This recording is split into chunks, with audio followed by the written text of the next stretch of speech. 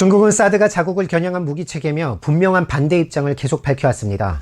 이른바 사드 보복이라고 해서 중국인 단체 여행 비자 발급을 불허했고요. 롯데마트는 중국에서 철수하기에 이르렀죠. 중국이 이렇게 반발하는 이유, 사드 시스템의 엑스밴더 레이더 때문입니다. 이 레이더가 어디까지 볼 수 있는진 미국 마음이겠죠.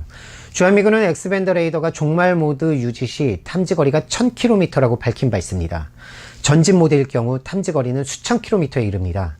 레이더는 국적을 따지지 않죠. 그렇기 때문에 레이더 범위 안에 들어온 미사일은 모두 다 추적합니다.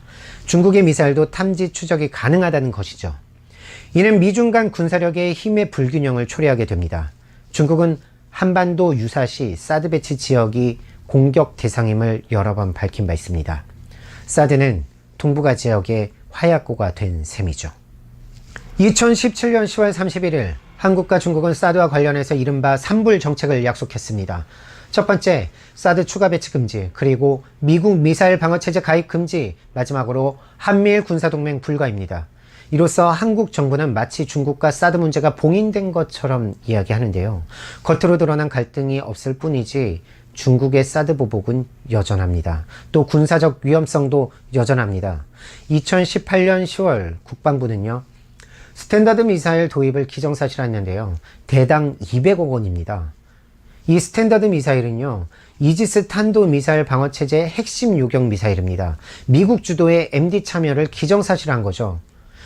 이 미사일은 요격 고도가 150km에서 500km인데요. 상층 방어용입니다. 작전 반경과 요격 고도를 봤을 때 주일미군이나 미국 항공모함 전단 방어용으로 이용될 수 있습니다. 이를 위해 한미일 군사동맹을 강화할 수밖에 없겠죠. 중국과의 삼불 약속, 이거 어기게 되는 것입니다. 성주에 배치된 엑스밴더 레이더와 연동될 가능성도 크고요. 실제 성주의 엑스밴더 레이더는 업그레이드에 착수했습니다. SM-3 미사일을 도입 배치할 때 유력한 방어지역이 부산 경남권입니다. 요격률을 높이려면 성주에 배치된 레이더에서 조기 정보를 받는 것이 유리하겠죠. 이지스에 장착된 레이더보다 훨씬 빨리 탄도미사일을 탐지할 수 있기 때문입니다. 이렇게 할 경우 MD 참여에 대한 전략적 모성이 완전히 사라지게 됩니다. 한미연합 방위체제에서 SM-3만 따로 운용한다는 것 비현실적이기 때문입니다. 자, 이제 트럼프 대통령의 입장도 살펴보겠습니다. 트럼프는 2017년 4월 사드 기지 유지에 10억 달러의 비용이 들고 이는 한국 정부가 부담해야 된다는 발언을 했습니다. 공포, 백악관의 트럼프, 이런 책이 있는데요. 이 책을 살펴보면 트럼프 대통령은 한국 사드 배치는 끔찍한 일이다. 10년간 100억 달러가 들지도 모르는데 미국에 있지도 않다. 그것을 빼서 포틀랜드에 배치해라 라고 말했다고 합니다. 2017년 9월 트럼프는 매티스한테 이렇게 얘기했습니다. 왜 미국이 한국에 사드를 배치하는데 연간 10억 달러를 써야 하는가? 이렇게 질문을 하는데요. 매티스의 답변은 이랬습니다. 미국은 한국을 위해 사드를 배치하는 것이 아니라 미국에게 도움이 되기 때문에 한국을 돕는 것이다. 미국은 한국에서 극비에 운영하는 특별 접근 프로그램을 운영하고 있는데 이 덕분에 북한이 미국을 향해 ICBM을 쏘면 7초 이내에 탐지할 수 있다라고 강조했습니다.